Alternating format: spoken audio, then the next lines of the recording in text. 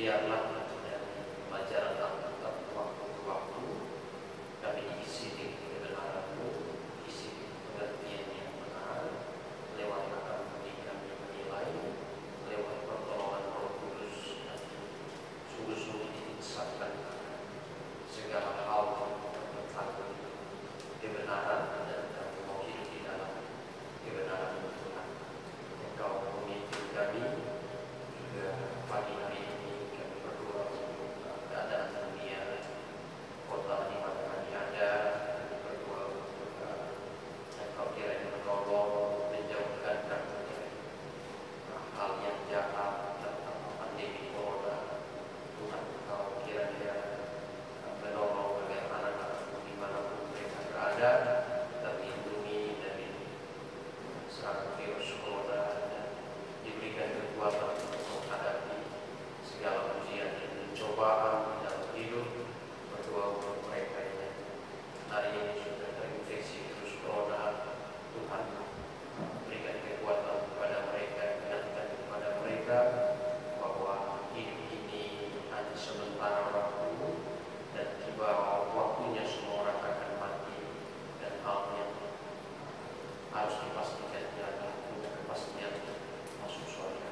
Tuhan, tolong keadaan dunia saat ini dan berikan kekuatan untuk kami semua dalam menghadapi situasi ini, dan keteguhan iman untuk tetap berharap bersandar kepada Engkau dan menyadari bahwa hidup kami sebagai manusia di bumi ini singkat adanya dan mau akan hidup untuk hal-hal berguna, terutama untuk hal-hal yang kemudian akan mau Engkau pimpin kami. Akan memulai kelas jemaat yang Engkau pimpinkan dalam nama Tuhan Yesus, Juru Selamat yang hidup. Kami berdoa bersyukur kepada Tuhan. Amin. Di Tuhan, bagi hari ini kita bisa ada di tempat ini, kita akan belajar ya, dan pagi hari ini untuk memperjelas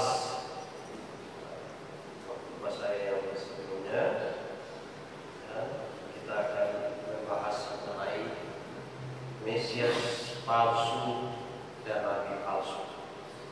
Jadi kita akan bahas mengenai Mesias palsu dan nabi palsu. Mesias dan nabi palsu.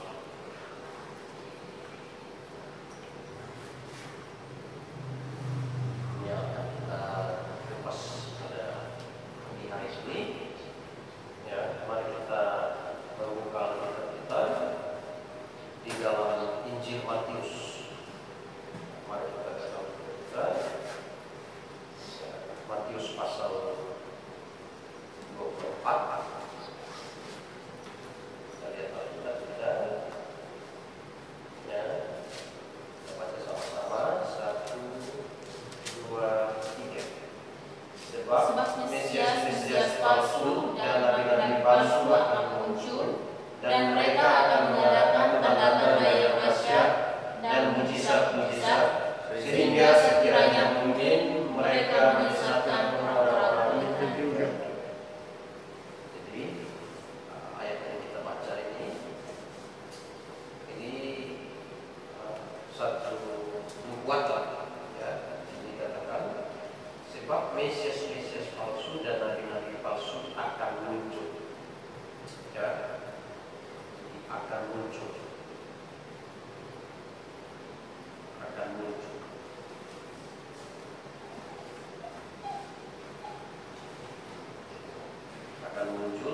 Nah, pertanyaannya, kapan muncul? Ya, kapan muncul Mesias dan nabi palsu? Nah, ini pertanyaannya. Kapan muncul Mesias palsu dan nabi-nabi palsu? Jadi kalau kita baca Matius 24 ini sebuah nubuatan, sebuah peringatan, dan juga sebuah himbauan bagi anak-anak Tuhan untuk memperhatikan ini, bahwa Mesias palsu dan nabi-nabi palsu akan muncul. Nah, kapan peristiwa munculnya? Ya, Mesias dan nabi-nabi palsu. Ya, kalau kita menggunakan bentuk jamak, berarti bukan hanya satu, bukan tunggal, ya, tetapi ada panjang. Kalau kita katakan Mesias palsu dan nabi-nabi palsu akan muncul, ya, kata akan mengindikasikan tentang nubuat, sesuatu yang akan terjadi. Nah, kapan itu terjadi?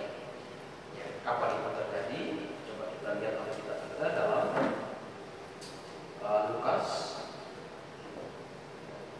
Lukas 21.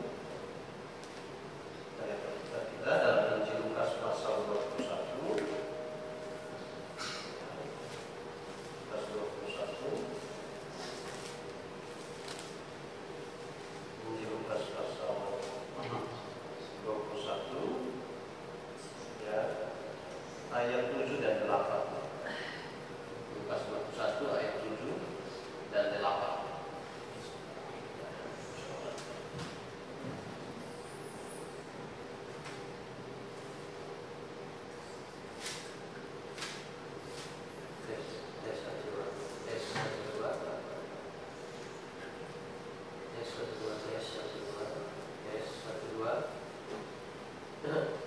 Ya, jadi kita perhatikan di sini bahwa Lukas 21 ayat 7 dan 8, kita baca sama-sama. 1, 2, 3.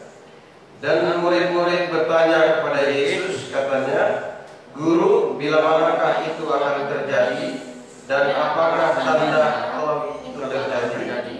Jawabnya, "Waspadalah supaya kamu jangan disesatkan, sebab banyak orang akan datang dengan memakai namaku dan berkata, 'Akulah dia,' dan saatnya sudah dekat, janganlah kamu mengikuti mereka."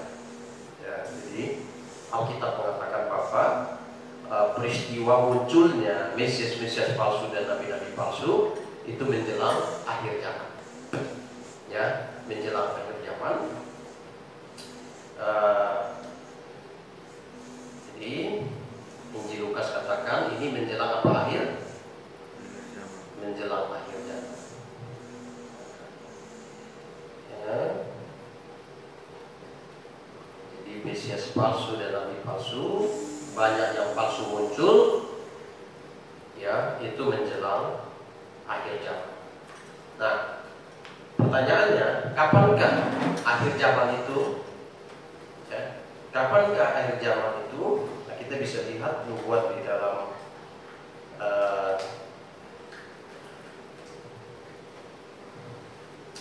Injil Lukas sendiri, ayat pasal 21-24 itu, Israel akan tercerai-berai dan mereka akan tewas oleh mata pedang dan dibawa sebagai tawanan ke segala bangsa, dan Yerusalem akan diinjak-injak oleh bangsa-bangsa yang tidak mengenal Allah sampai genaplah zaman bangsa-bangsa itu. Jadi Alkitab katakan Israel akan, ya, Yerusalem akan, orang Israel akan disingkirkan, ditawan ke segala bangsa. Itu terjadi tahun 70 waktu Jenderal Titus hancurkan Yerusalem. Bangsa Israel tercerai-berai ke seluruh bangsa di dunia. Nah, kemudian tahun 1947, ya, 47-48, David Ben Gurion mengumumkan kembali berdirinya negara Israel. Ibu kotanya pada waktu itu adalah Tel Aviv. Ya, namun sekarang sudah secara de facto dan de jure ibu kota Israel itu adalah Yerusalem. Jadi Alkitab memberikan satu tanda bahwa kedatangan Tuhan yang kedua menjemput orang percaya itu pada waktu, salah satu tandanya Israel berdiri kembali. Dan kapan waktunya? Yaitu sekarang. Ya, sekarang. Jadi kita hidup di akhir zaman. Nah, kita hidup di akhir zaman di mana muncul banyak mesias-mesias palsu dan nabi-nabi palsu. Ya. Nah, Mesias-Mesias palsu dan nabi-nabi palsu. Nah, kata Mesias, ya, kata Mesias itu sendiri artinya, ya, Mesias, Masaya, ya, Mesias berasal dari bahasa Ibrani, ya, artinya kalau dalam bahasa Yunani itu Kristos, ya, bahasa Yunani Kristos. Kalau diterjemahkan ke dalam bahasa Indonesia artinya yang diurapi. Ya, yang diurapi. Jadi Alkitab memberikan nubuat bahwa menjelang akhir zaman akan muncul banyak yang diurapi palsu. Ya, yang diurapi palsu. Nah, dalam Matius kalau kita lihat, ya, coba kita lihat Matius pasal 24. Ya, Matius pasal 24 ayat yang kelima. Ya, Matius pasal 24 ayat 5. Ya. Coba dibaca salah satu di antara kita yang ada di tempat ini. Matius 24 ayat 5. Sebab banyak orang akan datang dengan memakai namaku dan berkata, Akulah Mesias, dan mereka akan menyesatkan banyak orang. Ya, sebab banyak orang akan datang dengan memakai namaku. Ya, berarti memakai nama Yesus dan berkata, apa katanya? Ya, Akulah Mesias. Dan berkata, Akulah Mesias. Akulah yang diurapi. Akulah yang diurapi, dan mereka akan menyesatkan banyak orang. Nah, jadi Alkitab sudah memberikan nubuat bahwa banyak orang akan datang dan dengan memakai namaku, ya, dengan memakai nama Yesus. Kemudian mereka berkata bahwa mereka adalah orang yang diurapi. Nah, ya, mereka orang yang diurapi dan mereka menyesatkan banyak orang. Mengapa mereka menyesatkan banyak orang? Ya, karena mereka adalah Mesias-Mesias palsu. Ya, jadi kemudian ayat 24 dipertegas bahwa Mesias-Mesias palsu dan nabi-nabi palsu akan muncul. Mereka akan mengadakan, ya, tanda-tanda dan mujizat. Nah, itu artinya kita sekarang hidup di mana muncul banyak orang memakai nama Yesus. Ya, artinya dia pengikut Yesus. Ya. Dan dia mengklaim dirinya sebagai orang yang diurapi Tuhan. Mengklaim diri sebagai orang yang diurapi Tuhan, dan melakukan banyak mujizat. Ya, tapi tujuannya bukan untuk membawa orang itu kepada hidup yang kekal, tapi tujuannya semata-mata membawa orang-orang itu untuk yang mengejar hal-hal dunia, hal-hal materi, hal-hal lahiriah yang membawa orang tersebut ke dalam neraka. Makanya Matius 24 ayat 5, sebab banyak orang akan datang dengan memakai namaku, nama Yesus, artinya dia orang Kristen, dan berkata, akulah Mesias, dan berkata, akulah yang diurapi. Dan mereka menyesatkan banyak orang. Ya, jadi sebenarnya virus yang paling bahaya dalam kehidupan seseorang adalah ketika orang itu hidup dalam kesesatan iman. Ya, kalau kita hidup masa corona sekarang ini, semua orang dalam hatinya, keinginannya, harapannya, kepengen supaya virus corona ini segera berakhir. Ya, kepengen supaya virus corona segera berakhir. Pengennya begitu. Ya, tetapi kalau dia hidup dalam kesesatan iman dan dia mati masuk neraka, ya, tidak ada pengharapan untuk berakhir penderitaan itu. Penderitaan itu akan terus-menerus berkelanjutan. Nah, jadi sebenarnya hal yang paling membahayakan di dalam kehidupan seseorang ketika orang itu hidup di dalam kesesatan iman. Ya. Kalau kita perhatikan di dalam Alkitab ini menyesatkan banyak orang. Artinya, ya, nabi Mesias palsu dan nabi-nabi palsu ini, mereka punya satu hal istimewa yang bisa meyakinkan orang bahwa betul mereka adalah pengikut Kristus. Karena Alkitab katakan, dan mereka akan memakai namaku. Artinya mereka adalah pengikut Kristus, mengaku sebagai pengikut Kristus, dan mereka akan, ya, berkata, akulah Mesias. Pengikut Kristus yang mengakui diri sebagai yang diurapi Tuhan. Dan mereka menyesatkan banyak. Nah, ya, kesesatan hari ini mungkin tidak terasa di dunia, dia hidup senang segala macam. Tapi pada waktu dia mati, penderitaan di dalam neraka tidak akan ada akhir bagi dia. Nah, poin pertama yang akan kita pelajari, ya, nomor satu, Alkitab sudah nubuatkan mengenai kehadiran Mesias palsu dan nabi-nabi palsu. Itu nomor satu. Nomor dua, ya, nubuat itu digenapi pada masa kita sekarang. Ya, karena kita sekarang hidup di akhir zaman. Ya, untuk itu, sebagai orang Kristen, agar kita tidak tersesat, kita perlu, nomor satu, kita perlu tahu ciri-ciri Mesias palsu dan nabi palsu. Ya, ciri-ciri, kita perlu tahu ciri-ciri apa? Mesias palsu, Mesias palsu, ya, dan nabi-nabi palsu. Nah, ini penting. Ya, kalau tidak tahu ini, banyak orang Kristen yang gampang terkecoh. Kalau tidak tahu ciri-cirinya, kita sulit membedakan mana yang asli dan mana yang palsu. Nah, kita harus tahu ciri-cirinya agar tidak terkecoh. Kalau kita tidak tahu membedakan mana yang asli dan mana yang palsu, gampang bagi kita untuk dikecoh. Ya, ciri-ciri Mesias palsu dan nabi-nabi palsu, nomor satu.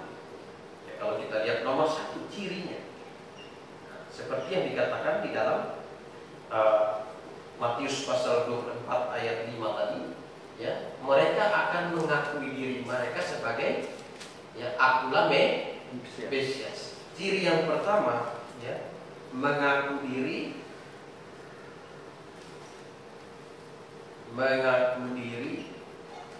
sebagai yang diurapi atau Mesias. Mengaku diri di ciri pertama, ya, mereka pengikut Kristus mengakui diri sebagai yang diurapi. Nah, ya, Matius 24 ayat 5 tadi bilang apa? Banyak orang akan datang dengan memakai namaku. Berarti dia orang Kristen, pakai nama Yesus, dan berkata, akulah yang diurapi. Ya, akulah Mesias, dan berkata, akulah Mesias, dan mereka akan menyesatkan banyak orang. Jadi mereka mengaku diri sebagai yang diurapi. Ya. Di akhir zaman mereka akui diri sebagai yang diurapi. Artinya mereka mau kasih tahu bahwa mereka adalah orang-orang yang dipakai Tuhan secara khusus.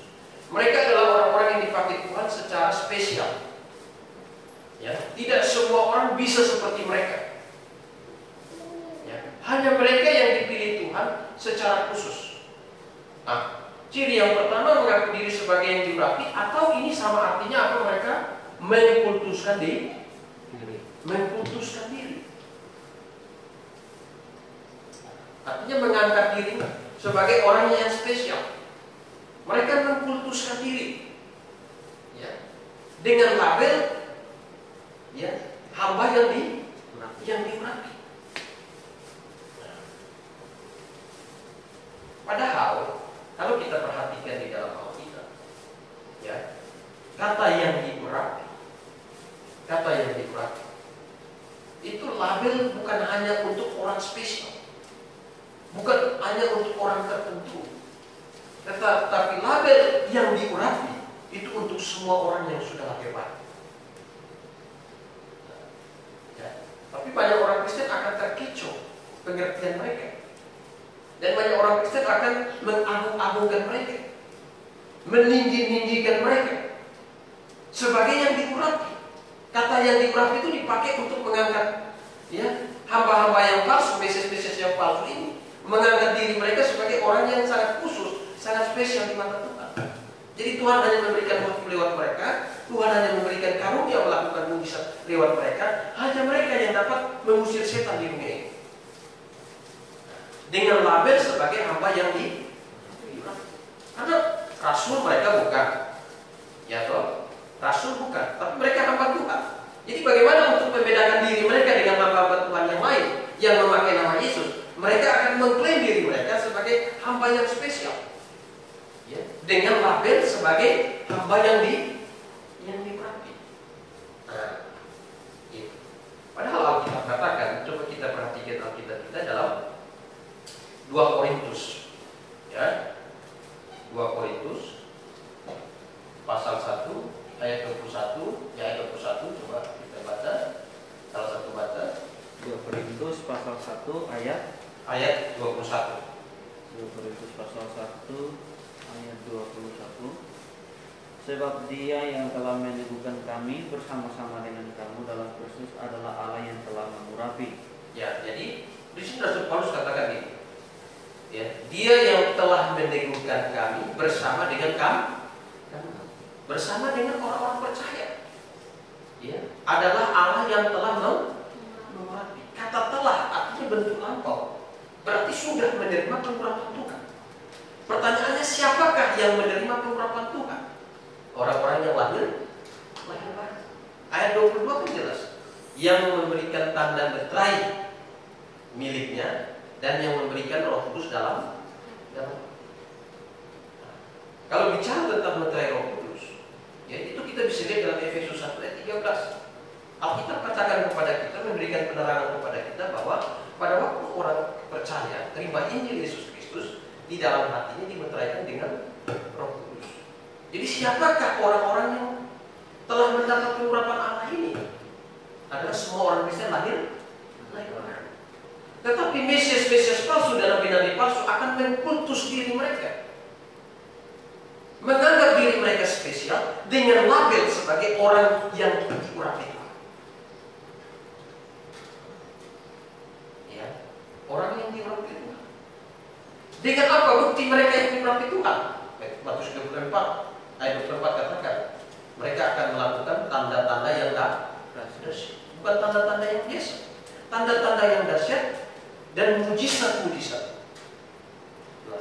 Mereka akan mengangkat diri mereka sebagai hamba yang diurapi, sebagai orang yang spesial, karena mereka, ya, punya tanda-tanda yang dahsyat dan mujizat-mujizat. Tapi tujuan dari itu semua hanya untuk menyesatkan. Nah, ini jadi ciri-ciri Mesias palsu dan nabi-nabi palsu. Yang pertama, ya, mengaku diri sebagai yang diurapi, ya, atau mengkultus diri mereka. Nah, ya, sambil ini saya sampaikan, kalau ada yang bertanya boleh, ya. Nah, yang kedua, ciri mereka, ini saya hapus ya, di ciri pertama. Ciri yang kedua, ciri yang kedua, ya, mereka berasal dari dalam kekristenan.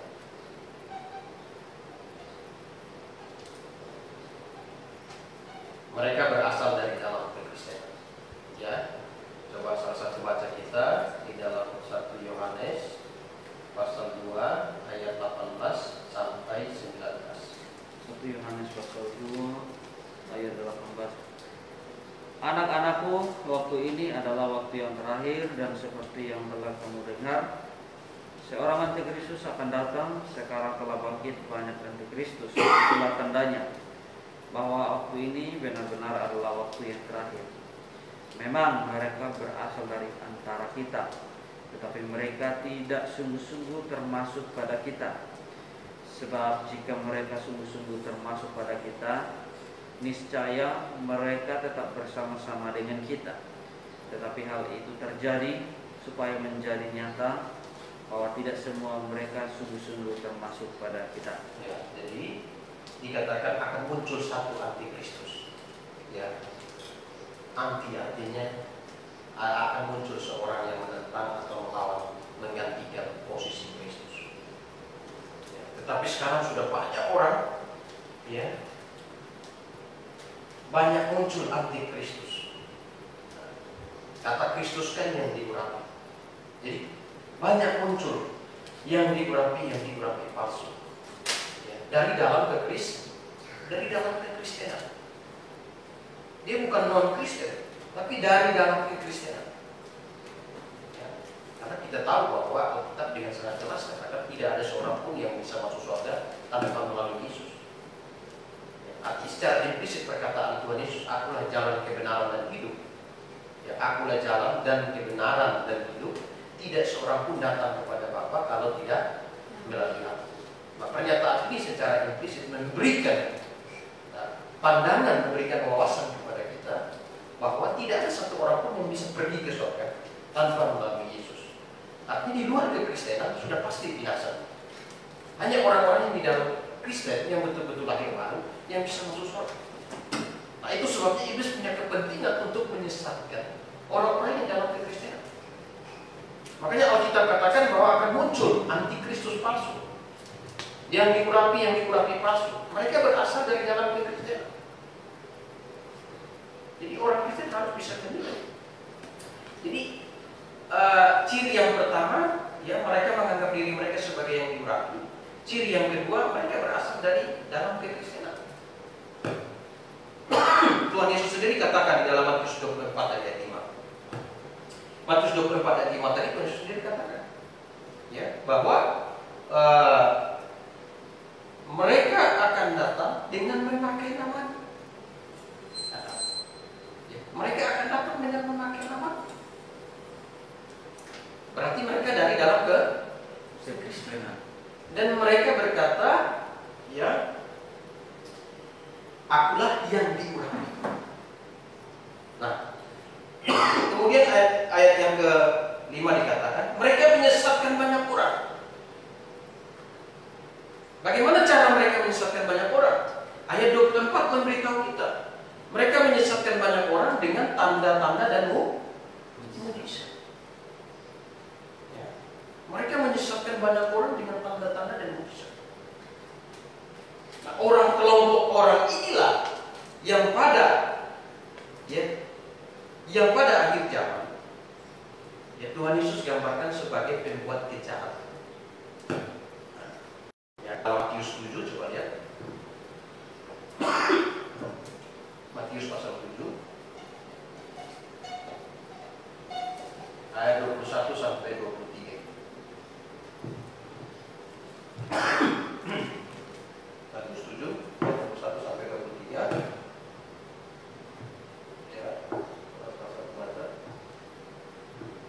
setiap orang yang berseru kepadaku, Tuhan, Tuhan, akan masuk ke dalam kerajaan sorga, melainkan dia yang melakukan kehendak Bapakku yang di sorga. Ya. Pada hari terakhir banyak orang akan berseru kepadaku, Tuhan, Tuhan, bukankah kami bernubuat demi namamu dan mengusir setan demi namamu dan mengadakan banyak mujizat demi namamu juga? Pada waktu itulah aku akan berterus terang kepada mereka dan berkata, aku tidak pernah mengenal kamu, ingatlah daripadaku kamu sekalian berbuat kejahatan. Jadi Alkitab katakan, mereka pada akhir zaman, beberapa dari mereka baru kaget. Ya, mereka kaget dan berkata, Tuhan, bukankah kami bernubuat demi namamu? Ya, bukankah kami mengusir setan demi namamu? Bukankah kami mengadakan banyak mujizat demi namamu? Mereka kaget.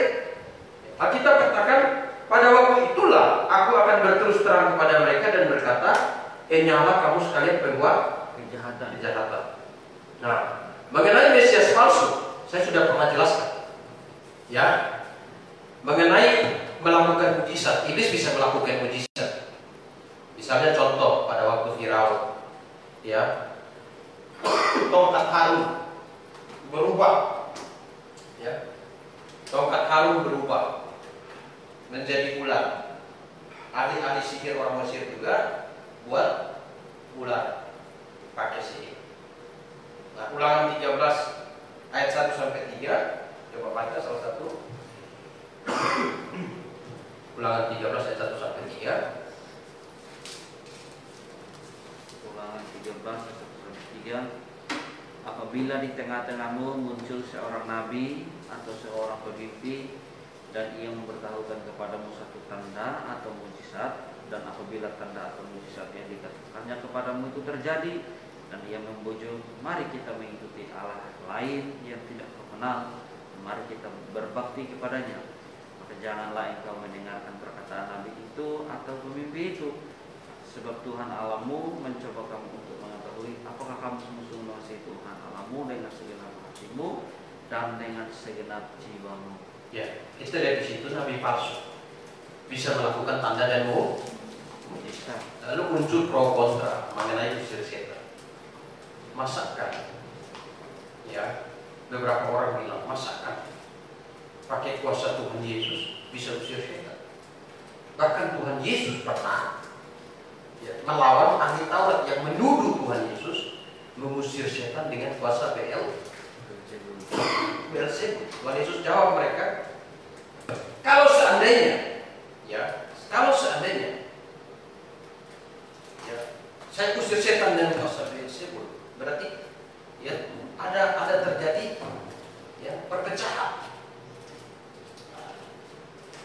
Lalu mereka bilang tidak mungkin perkataan Tuhan. Coba kita lihat dalam Markus pasal yang ketiga.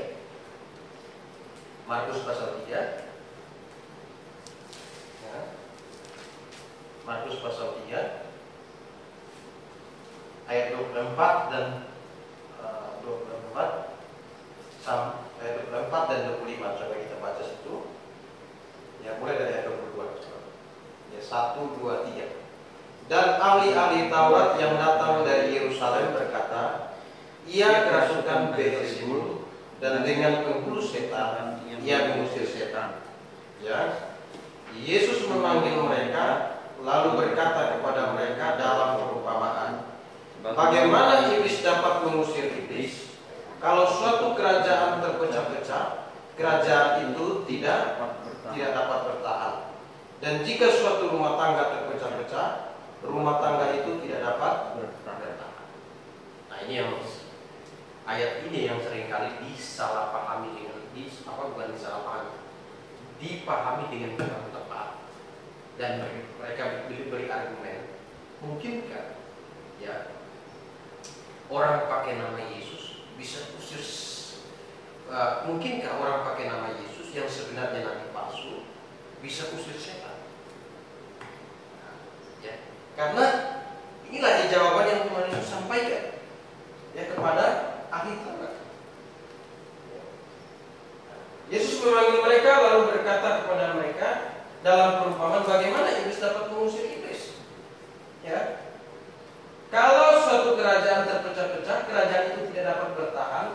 Dan jika suatu rumah tangga terpecah-pecah, rumah tangga itu tidak dapat bertahan. Jadi mereka bilang tidak mungkin. Ya, orang yang usir setan pakai nama Yesus itu nabi palsu, tidak mungkin. Nah, tapi mereka lupa. Coba kita baca lagi ayat 26, baca sama-sama. Markus pasal 3 ayat 26, baca sama-sama. Ya, 1, 2, 3.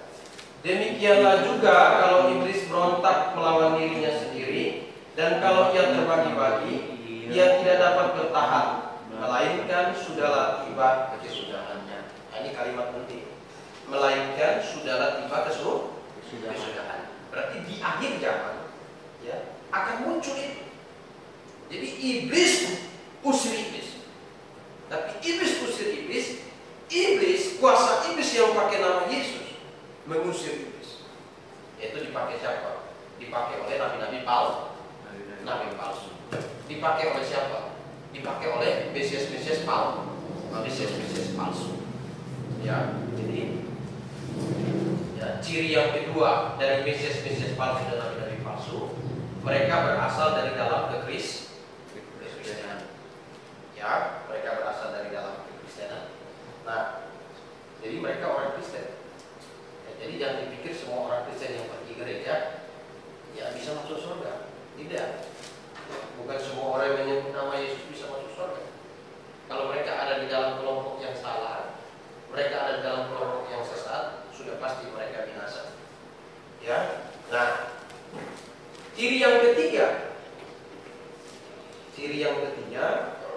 ya, ajarannya palsu. Ajaran palsu. Jadi yang namanya barang palsu akan dibuat semirip mungkin dengan yang asli. Ya, barang palsu akan dibuat semirip mungkin dengan yang asli. Coba baca di dalam surat 2 Petrus pasal 2 ayat 1 sampai ayat 3. Ya. Sebagaimana nabi-nabi palsu dahulu tampil di tengah-tengah umat Allah, demikian pula di antara kamu akan ada guru-guru palsu. Mereka akan memasukkan pengajaran-pengajaran yang sesat yang membinasakan. Bahkan mereka akan menyangkal penguasa yang telah menebus mereka, dan dengan jalan demikian segera mendatangkan diri mereka.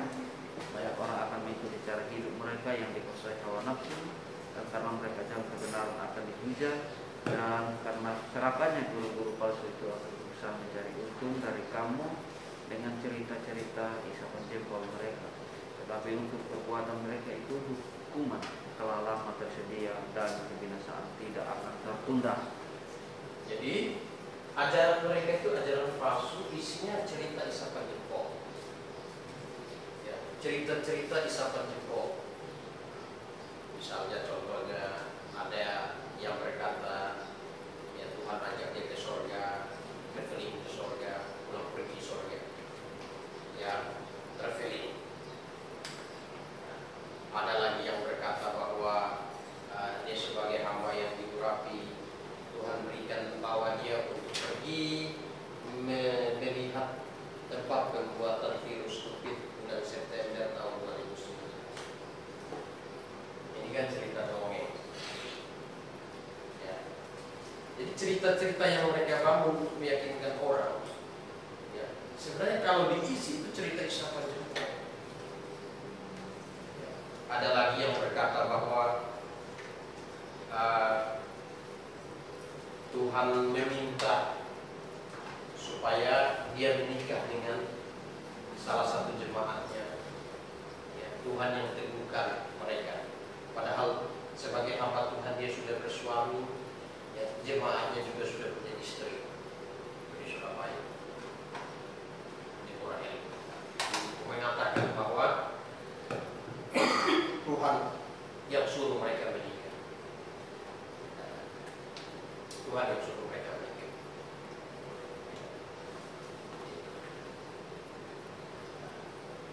Jadi cerita isapan jempol, ada banyak cerita isapan jempol yang akan ditampilkan oleh nabi-nabi palsu.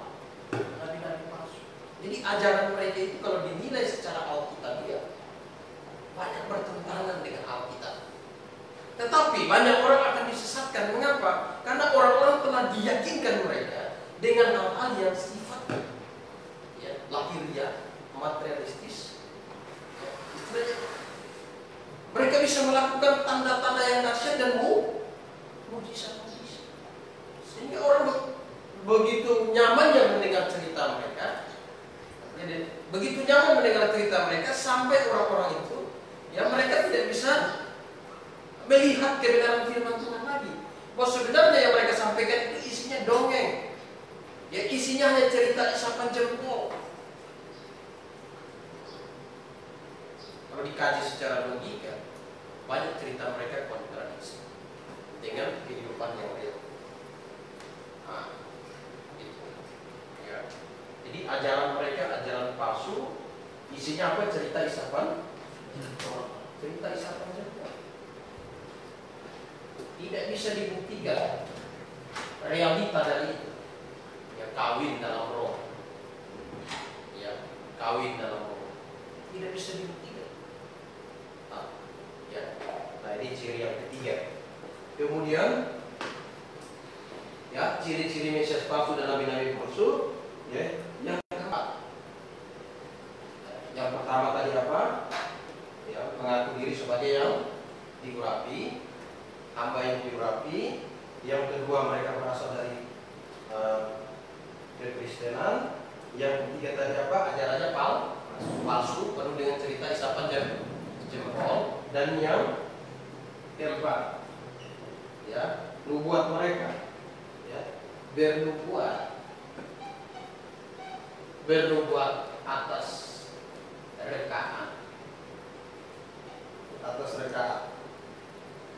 diri sendiri. Ya, coba salah satu baca Yeremia 14 ayat 14. Yeremia 14 ayat 14.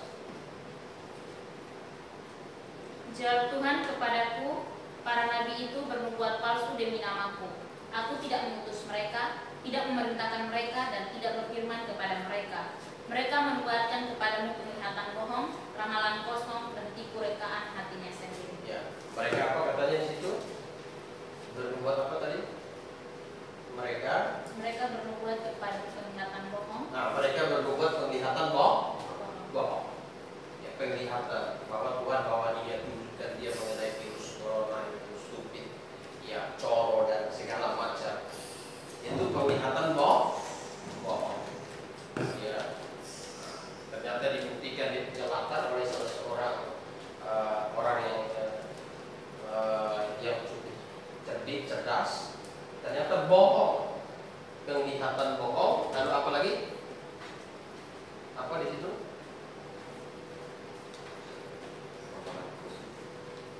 Ramalan kosong. Ramalan kosong. Ramalan kosong. Ramalan kosong itu apa? Ya, dia katakan bahwa virus corona akan expire di akhir bulan Maret. Expired. Virus corona akan berakhir di pasca. Ramalan kosong menghardik virus corona.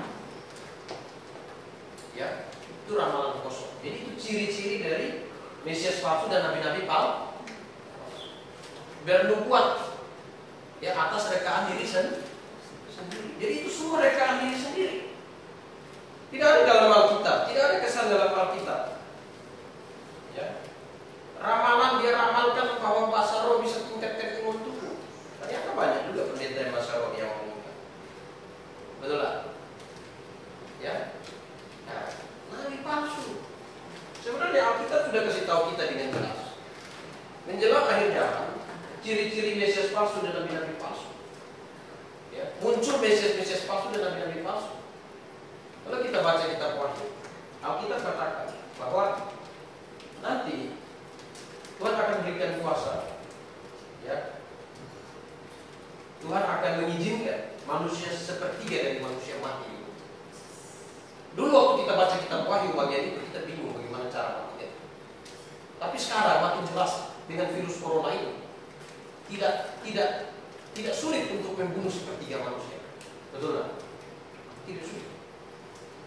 Nah, kalau saya lihat ini, ya membuat Alkitab akan muncul banyak penyakit sampar sampai ke berbagai tempat. Ini mulai dari ya flu Spanyol, apalagi flu burung, lalu apalagi ya SARS, AIDS, flu babi, Ebola, dan sekarang Corona. Corona ini yang paling dahsyat. Ini seluruh dunia gempa. Ya, seluruh dunia gempa. Nah, gitu.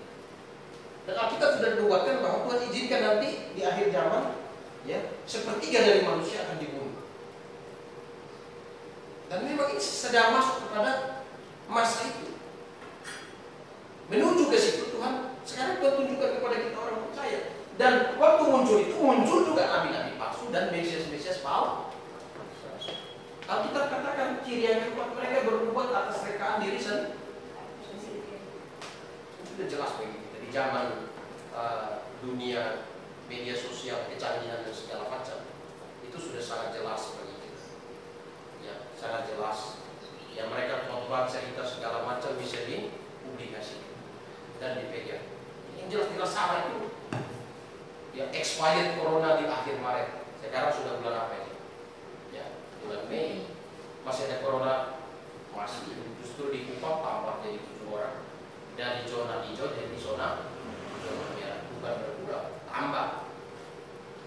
Ya, lalu berakhir di Paskah, penanggalan Paskah. Kalau pada kalender sekarang, buktinya sesudah Paskah, corona berlanjut. Itu kan rekaan diri sendiri. Berlanjut corona. Nah, nabi palsu, mesias palsu. Banyak orang bilang jangan sentuh orang yang diurapi Tuhan. Justru kalau kita katakan mereka akan mengklaim diri mereka sebagai orang yang diurapi. Kita mesti membongkar kesalahan ini supaya jangan banyak orang disesatkan. Nah, ya. Bahasa lidah, bahasa roh bisa meningkatkan imun tubuh. Bahasa roh masih kena corona. Ini penyesatan. Banyak orang tersesat. Banyak orang tersesat. Ya, jadi kita lihat mesias palsu dan nabi-nabi palsu. Ciri-ciri mesias palsu dan nabi-nabi palsu. Ya, yang pertama tadi, mereka mengaku diri sebagai orang yang diurapi untuk kultus sendiri. Yang kedua tadi berasal dari dalam kekristenan, ya. Yang ketiga, ajarannya penuh dengan ajaran palsu, isinya cerita Isa menjempol. Kita sudah katakan. Yang keempat, ya, mereka berbuat atas rekaan diri sendiri, ya. Dan yang terakhir, ya, nubuatnya tidak semuanya tergenapi. Nubuatnya gagal. Itu nabi palsu. Kalau nabi dari Tuhan tidak ada satupun nubuatnya yang gagal. Karena yang beritahu itu Tuhan. Tuhan yang kasih tahu, karena Tuhan tahu peristiwa yang akan terjadi. Tapi kalau nabi palsu, bisa 5 nubuatnya benar, 1 salah, itu palsu. Nabi palsu, mesias palsu. Nah, ya, Ulangan, kita dalam Ulangan 18, ya, ayat 20 sampai 22. Ulangan 18 ayat 20 sampai 22. Salah satu bacaan kita, Ulangan 18 ayat. Tetapi seorang nabi yang terlalu berani untuk mengucapkan demi namaku, berkata yang tidak kuperintahkan untuk dikatakan olehnya, atau yang berkata demi nama Allah lain, nabi itu harus mati. Jika sekiranya kamu berkata dalam hatimu, bagaimanakah kami mengetahui perkataan yang tidak berfirman Tuhan? Apabila seorang nabi berkata demi nama Tuhan, dan perkataannya itu tidak terjadi dan tidak sampai, maka itulah perkataan yang tidak berfirman Tuhan. Dengan terlalu berani nabi itu telah mengatakannya, maka janganlah gentar kepadanya. Jadi janganlah gentar kepada mereka. Jadi ciri nabi palsu membuatnya gagal. Ya, ada orang bilang, oh jangan serang itu hamba yang diurapi. Walaupun sudah jelas gagal, sudah katakan corona expired di akhir Maret, corona berlanjut terus. penanggalan pasca tahun ini, ternyata corona berlanjut terus. Berarti mereka itu nabi palsu. Jangan gentar kata kita terhadap mereka. Tapi banyak orang takut. Karena apa? Karena mereka dianggap orang yang sangat luar biasa, diurapi Tuhan. Lalu mereka bisa lakukan tanda dan mukjizat, sehingga jangan sentuh orang yang diurapi. Mereka bilang begitu. Padahal siapakah yang diurapi Tuhan? Semua orang Kristen lahir baru. Semua orang Kristen lahir baru yang diurapi Tuhan, yang telah menerima pengurapan Tuhan. 2 Korintus pasal 1 ayat 21 sampai 22. Ayat 21 ini jelas. Ya. Allah yang telah meneguhkan kita bersama-sama dengan kamu yang telah mengurapi. Itu jelas. Gitu. Jadi jangan gentar buat udah gagal. Maret lanjut corona, April pasca lanjut corona. Jangan gentar kita. Jangan gentar, justru kita telanjangi mereka. Bahwa mereka itu Mesias, mereka itu adalah hamba yang mengaku diri sebagai yang diurapi. Yang diurapi, berarti banyak palsu. Dan nabi-nabi palsu. Oh, udah jelas begitu. Oke, jadi 5 poin. Saya bagikan 5 poin yang mengenai ciri-ciri dari Mesias palsu dan nabi-nabi palsu. Ya, tadi kita sudah lihat poin pertama, yang mereka kultus diri mereka sebagai orang yang diurapi. Nah, seperti yang Tuhan sudah bilang, Mesias, banyak orang akan datang dengan memakai namaku, artinya ini orang Kristen memakai nama Yesus, dan berkata, akulah Mesias. Ya, akulah Mesias. Mesias dalam arti kata Mesias itu yang diurapi. Akulah yang diurapi. Dan mereka akan menyesatkan banyak orang. Nah, jadi itu ciri yang pertama, mereka kultus diri mereka sebagai orang khusus, orang spesial, sebagai orang yang diurapi Tuhan. Di antara semua hamba Tuhan, Tuhan hanya buat mereka secara spesial. Di antara semua orang Kristen, di antara semua pengkhotbah, hanya mereka yang diurapi secara khusus untuk pergi lihat virus corona, yang buat virus corona. Ya, hanya mereka secara khusus diberitahu kapan akhir dari virus corona. Karena mereka hamba Tuhan yang diurapi. Padahal kalau kita katakan dengan jelas bahwa yang menerima pengurapan Tuhan adalah semua orang yang lahir. Nah, jadi mereka khusus diri, itu ciri yang pertama. Ya, ciri yang kedua, mereka datang dari dalam kekristenan, muncul banyak antikristus. Ya, mereka dari kekristenan tapi tidak sungguh-sungguh. Ya, tidak sungguh-sungguh. Bagaimana kita tahu mereka tidak sungguh-sungguh? Bukan mereka malas-malasan, tidak. Mereka giat juga. Mereka juga usia setan, mereka juga adakan banyak mujizat. Ya, mereka juga yang bernubuat. Nubuatnya terjadi juga. Nah, tetapi Alkitab katakan, ya, mereka tidak melakukan kehendak Tuhan. Kenapa? Ajaran mereka isinya cerita isapan jempol. Ajaran cerita isapan jempol. Tuhan mau wakil untuk pergi lihat perbuatan virus COVID 2 September 2019. Lalu di sana harga satu bungkus mie 150.000. Ya, lalu berjalan di salju, makanannya pinguin, beruang, kutub dan juga ikan paus. Ini cerita isapan jempol. Ya, lalu ada lagi yang kawin dalam roh, ada lagi yang menganggap Roh Kudus itu seperti kasihnya dari Roh Kudus. Ini cerita-cerita isapan jempol semua. Ajaran mereka. Ya. Lalu nubuatnya, mereka ambil sendiri, nubuat palsu tidak terjadi. Ya. Nah, ini di masa corona ini semua ditelanjangi secara jelas. Dan di masa teknologi yang canggih kayak orang khotbah hari ini, disuting semua. Jadi semua terbukti.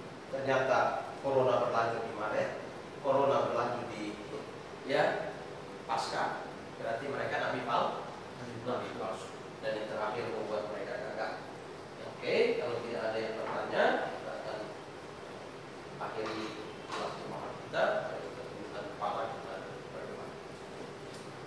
Kami bersyukur kepada Tuhan atas waktu kesempatan yang Kau berikan sehingga pagi hari ini kami bisa kumpul di tempat ini